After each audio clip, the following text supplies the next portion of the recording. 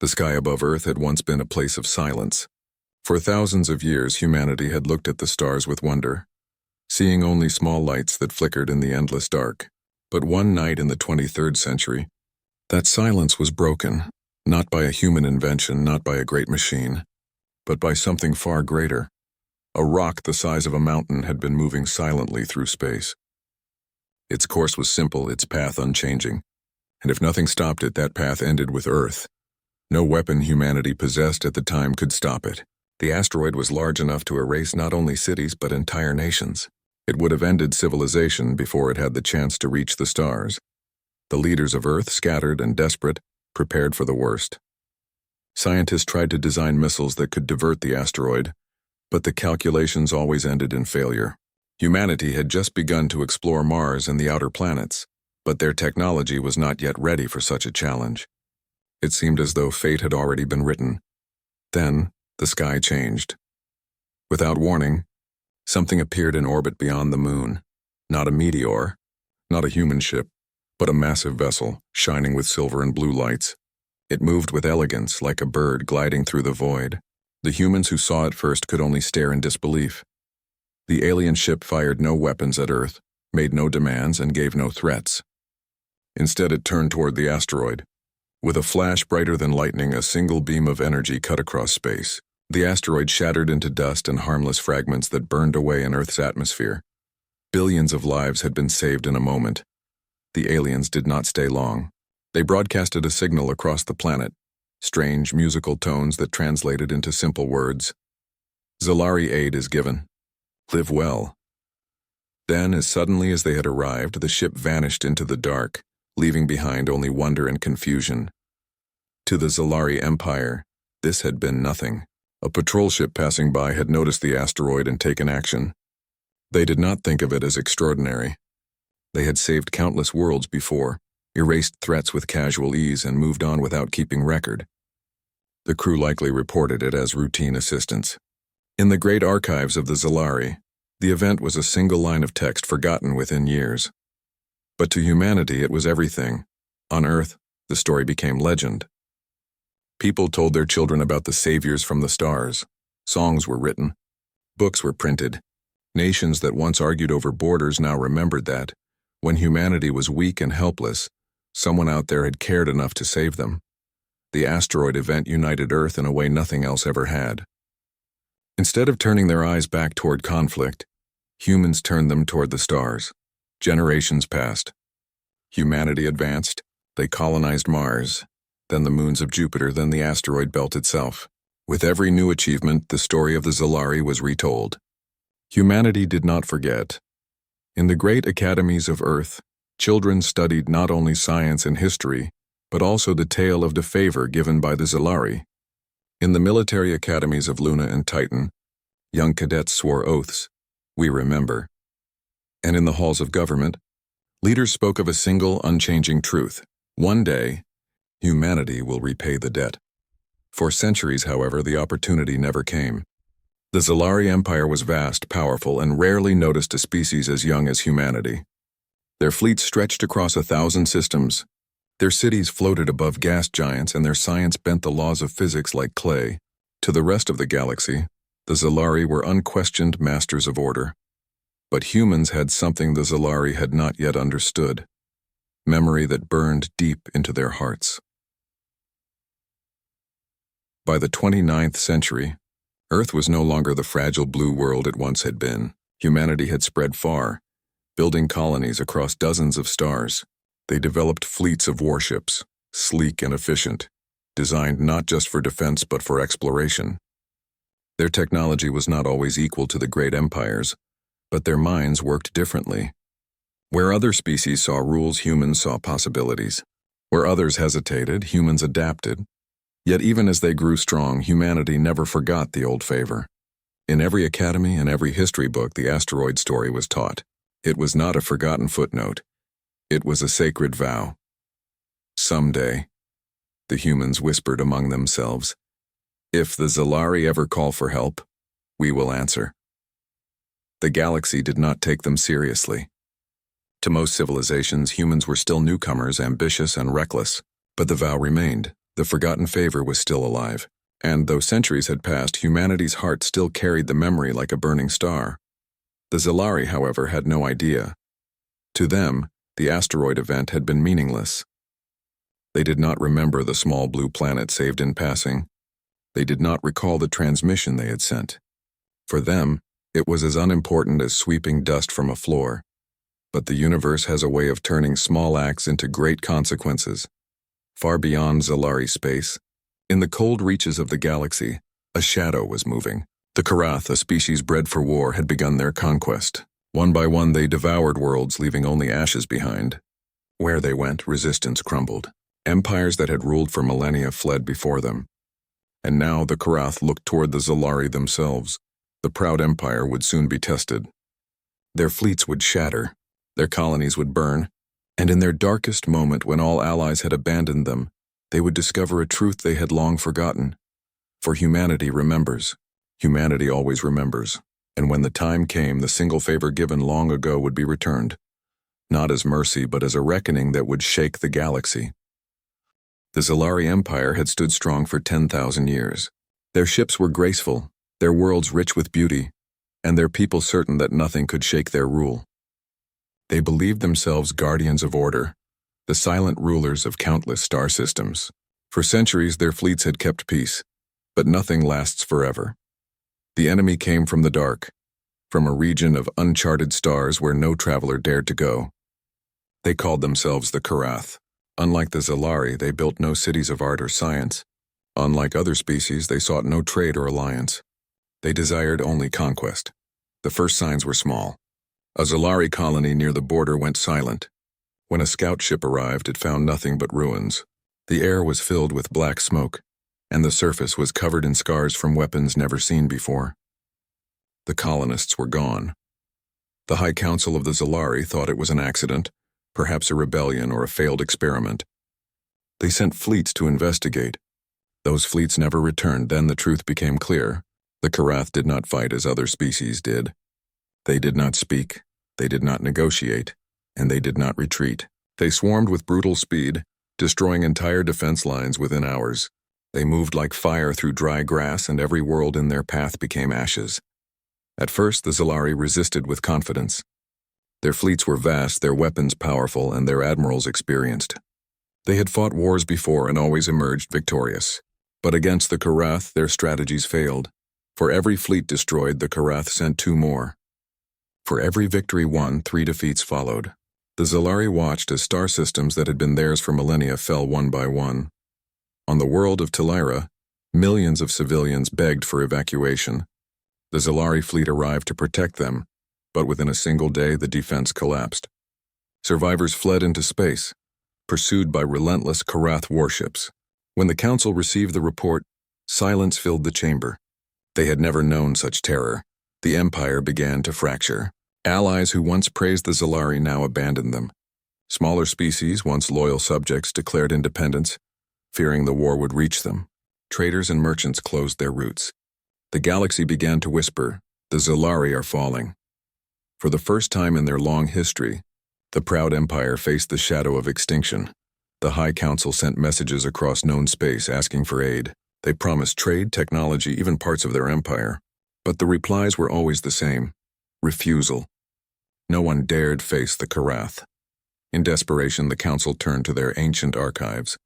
They searched for old alliances, forgotten pacts, any thread of hope. But in their vast libraries, they found only dust. The irony was cruel.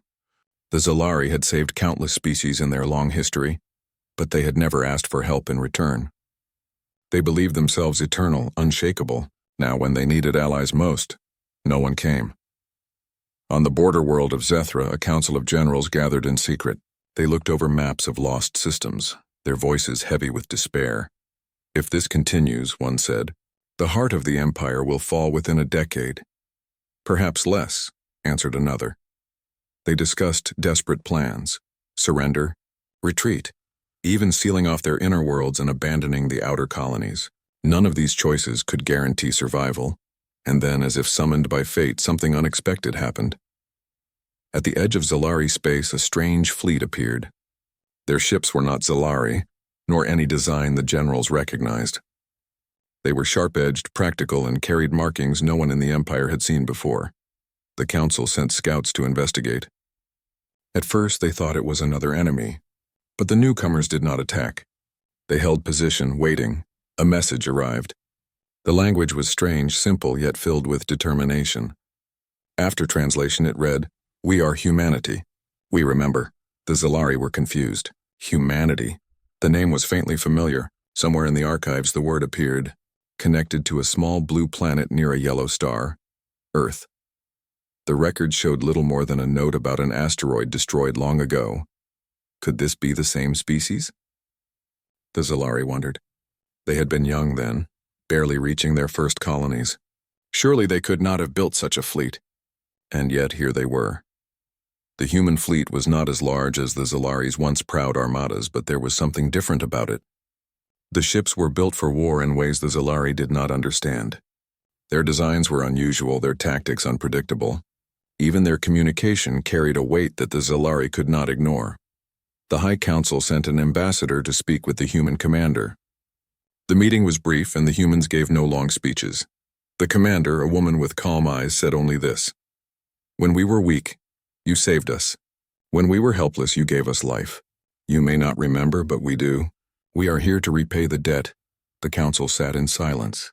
They had never expected this.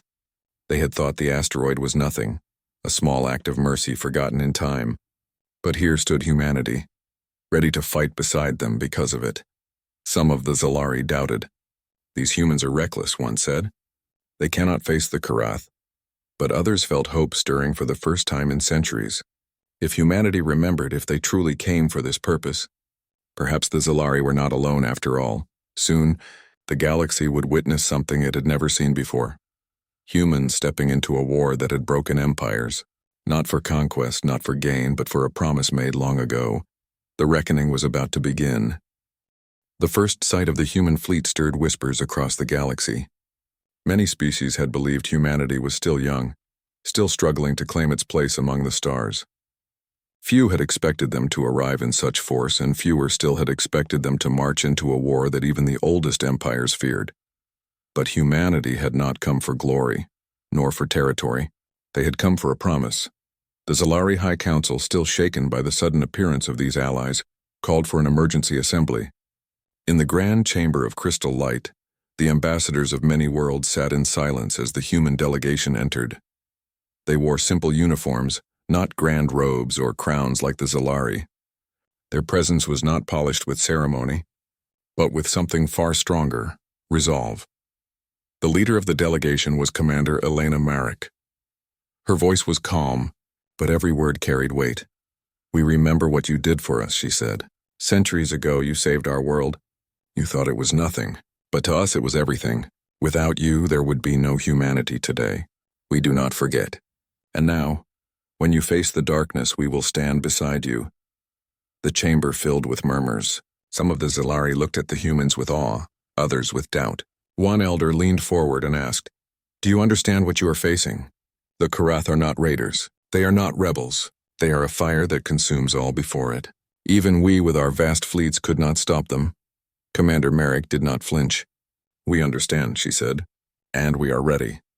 The words echoed in the chamber like iron striking stone. The first meeting of fleets, the Zalari fleet, once proud and mighty, was broken and scattered. The surviving admirals met with the human commanders in orbit above Zethra. The contrast between them was clear. The Zalari ships were graceful, built like works of art with elegant curves and glowing shields. The human ships were angular, practical, and scarred from long campaigns. They were not beautiful, but they were built to endure. Admiral Corval of the Zalari looked at the human vessels with uncertainty. "They are small," he said quietly. "Too small," but then he saw how they moved. The human ships shifted with strange patterns, weaving and darting in ways no Zalari design had ever attempted. They did not form simple lines or rigid formations. They flowed like living things, adapting every second. When the first Karath attack came, the difference became clear. The enemy swarmed from the dark, their ships sharp and brutal, more like weapons than machines. The Zalari braced themselves, certain the humans would crumble. But humanity did not fight as others did. The Karath expected order. They expected predictable defenses. Instead, the humans gave them chaos. Small frigates darted forward, striking at weak points. Larger ships launched swarms of drones, confusing enemy targeting systems. Human carriers unleashed fighter craft that moved in unpredictable spirals, tearing into the enemy before they could react. The battle was fierce, and the humans did not escape without losses. But for the first time in years, the Karath advance was slowed. Admiral Corval, watching from his flagship, felt something he had not felt in decades: hope. The Zalari learn humanity. After the battle, the survivors gathered on Zethra's surface. The Zalari generals wanted to understand how humans fought so differently. They asked questions, studied records, and watched training exercises. At first, they struggled to believe what they saw. Humans trained not only for perfect conditions but for failure. They practiced battles where systems failed, where commanders fell, where plans broke apart. They did not fear chaos, they embraced it. General Lyra, a stern Zalari strategist, asked a human officer, "Why do you train with broken machines and false defeats? Why not prepare only for success?" The officer, a young pilot named Darius, smiled. "Because in war, nothing goes as planned. If you prepare only for perfection, you will fall the moment things go wrong. We prepare to survive the impossible." The Zalari exchanged uneasy glances. Their culture had always prized precision and order.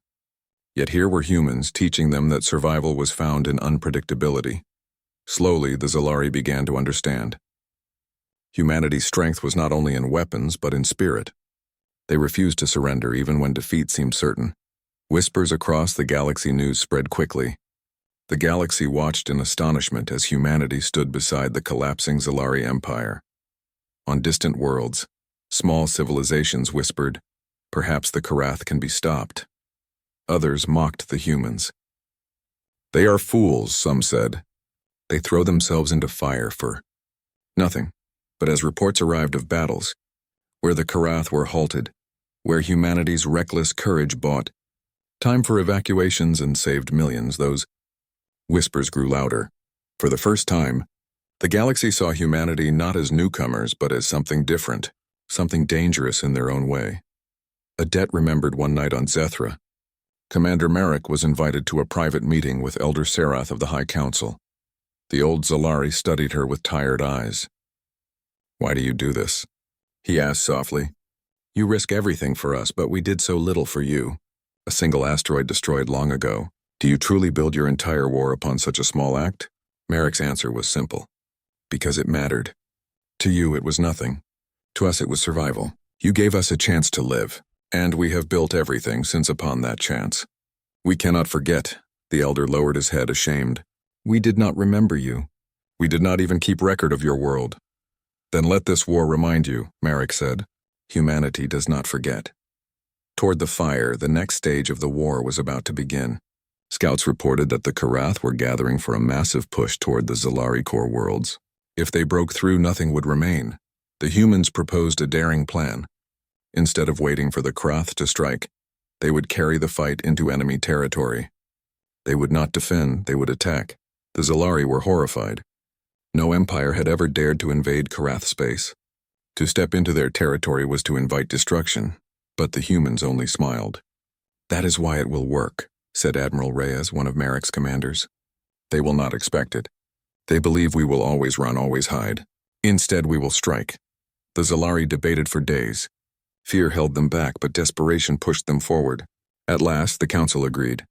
Humanity would lead the assault, and the Zalari would follow. The reckoning approaches. As the fleets prepared, humanity's soldiers wrote messages to their families, knowing many would not return. Yet none faltered. They had come for this purpose, and they would see it through. On Earth, on Mars, on the colonies across the stars, people watched with pride. Their ancestors had once been saved by the Zalari. Now they were about to repay that ancient debt in fire and steel. When the combined fleet launched, the galaxy held its breath. For the first time in history, the Karath would face not just resistance but defiance. Humanity had given its answer, and the reckoning was only beginning. The Karath had grown arrogant. For centuries, they had crushed civilizations without resistance. Their advance had been unstoppable, leaving death and ruin in their wake. No empire had ever slowed them. No fleet had ever forced them to retreat, until now. Humanity and the Zalari combined their forces, forming a fleet unlike any the galaxy had seen. It was not the largest nor the most elegant, but it carried something far greater: strategy, courage, and the burning memory of a favor returned. Commander Elena Merrick stood on the bridge of the Resolute, humanity's flagship. Through the viewing ports, she could see the enemy armada approaching. It stretched across the darkness like a river of jagged steel, each ship bristling with weapons designed to annihilate. "Steady," she said to her crew. "Today we show them why humanity never forgets." Her words were carried by the ship's speakers, reaching every soldier in the fleet. On hundreds of ships, humans gripped their controls, checked their systems, and prepared to do what no one had done before: face the Karath without fear. The first strike, the battle began in silence. For a moment, the two fleets floated in space, staring at each other like predators. Then the Karath attacked. Energy beams streaked across the void and explosions lit the darkness. Zalari ships responded with precision, but the Karath were relentless. Their first wave shattered several outer human frigates, but humanity did not falter. Marek had anticipated this. Using small, agile ships, they created decoys and false formations. Karath fire followed the decoys while the main human fleet struck at the weak points. Missiles and energy strikes tore into the enemy's supply ships, slowing their advance. Where the Zalari relied on formal patterns and traditional tactics, humans relied on imagination. Their pilots executed maneuvers no other species had ever attempted, weaving through the enemy like sparks in a storm. For the first time, the Karath faced resistance they could not predict. Their attacks faltered, and their formations broke apart under the unrelenting pressure of human ingenuity. The cost of courage victory, however, came with a price. Human ships were lost. Brave crews sacrificed themselves to protect Zalari worlds, diverting the Karath from key colonies. Explosions filled space and debris floated like shattered stars. On the Resolute, Marek watched a squadron disappear in a fireball. Her heart ached, but she did not hesitate. She turned to her communications officer. "Send orders to the fleet," she said. "Push forward. Do not let them regroup." Every human soldier knew the stakes. They had trained for this, lived for this, and now they were the shield of countless species. Humanity's courage burned brighter than any weapon. The Zalari began to understand the human way of war. It was not just about firepower. It was about willpower, adaptability, and the refusal to surrender even when death seemed certain. The turning point. The battle raged for hours. Both sides had suffered losses, but the humans were relentless. Using their knowledge of terrain, gravity wells, and asteroid fields, they created traps that the Karath could not anticipate. One human captain, Lieutenant Karasolis, led a daring maneuver through a dense asteroid belt. The Karath pursued, confident in their superior numbers, but they had underestimated human cunning. Mines detonated along the path, destroying the lead ships and sending others into confusion. "Impressive," Admiral Corval of the Zalari admitted aloud, watching the display on his screens. "These humans, they do not fight like anyone else. They think differently. They act differently, perhaps. This is why they endure." By the end of the first day, the Karath were no longer advancing. They had lost dozens of ships and their formations were fractured. The Zalari fleet for the first time felt hope. The human spirit between battles, the humans and Zalari worked together to rebuild what they could. Repair crews on the Resolute and other ships worked tirelessly, welding metal, rerouting energy, and preparing for the next strike. Marek walked among her soldiers, offering words of encouragement. "Every life we save today matters," she said. "Every system we hold gives someone a chance to live tomorrow. That is why we fight." Her words were not empty. The humans believed them. They fought not for glory but for life, for the planets they could save, for the promise they had made centuries ago, for the memory of a favor returned. The Zalari began to see what humanity truly was.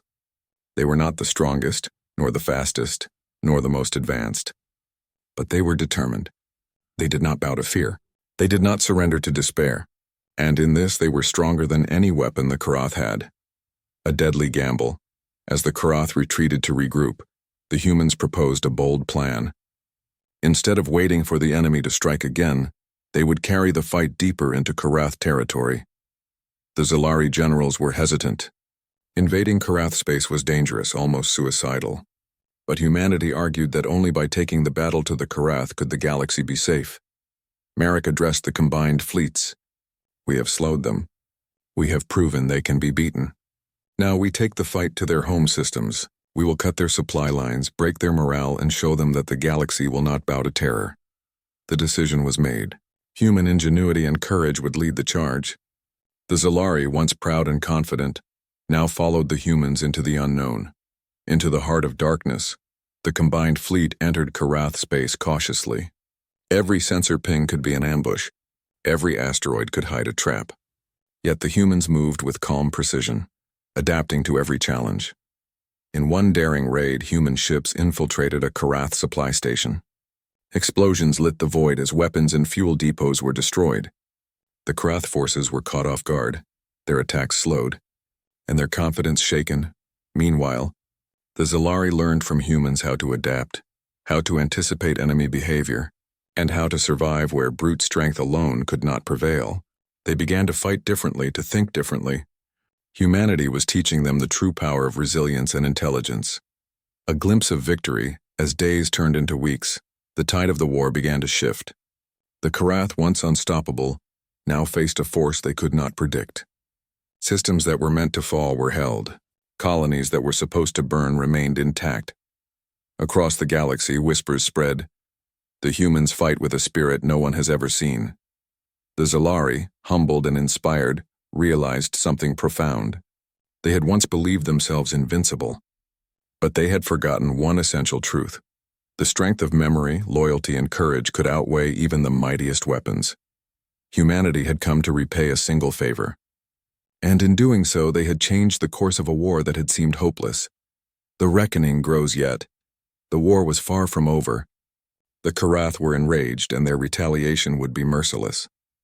The human-led fleet knew the next battles would be even more dangerous. Merrick stood on the bridge of the Resolute, watching the distant stars. She knew that the final reckoning would test every skill, every strategy, and every ounce of courage they possessed. But she also knew something else. Humanity's spirit would not waver. "We fight," she said to her crew, "not because it is easy, but because it is necessary. Not because we are the strongest, but because we are the ones who remember. And this war, this is our answer." The crew nodded, determination burning in their eyes. Humanity had faced impossible odds before. They would do so again, and so the galaxy waited. The Karath regrouped, unaware that their time of reckoning had begun. Humanity had returned the favor, and they were just getting started. The final battle loomed over the stars. The Karath, humiliated and enraged, had gathered their remaining forces for one decisive strike. Their fleet stretched across light years, each vessel bristling with weapons designed to obliterate planets. They had underestimated humanity before, but they would not make the same mistake again. Commander Elena Merrick stood on the bridge of the Resolute, gazing at the enemy armada. For weeks they had been chasing, evading, and striking the Karath across hostile space. Each engagement had tested humanity and the Zalari alike, yet now everything would come to a head.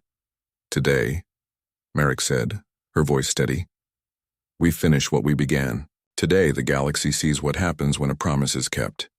The humans and Zalari alike felt the weight of that promise. Centuries ago, the Zalari had saved a single planet. Today, humanity returned that favor with a fire that would shake the stars. Into the heart of the storm, the combined fleet advanced toward the Karath stronghold, a system filled with dying suns and shattered moons, the perfect fortress. Every sensor indicated traps, minefields, and ambush points. Yet humanity pressed on.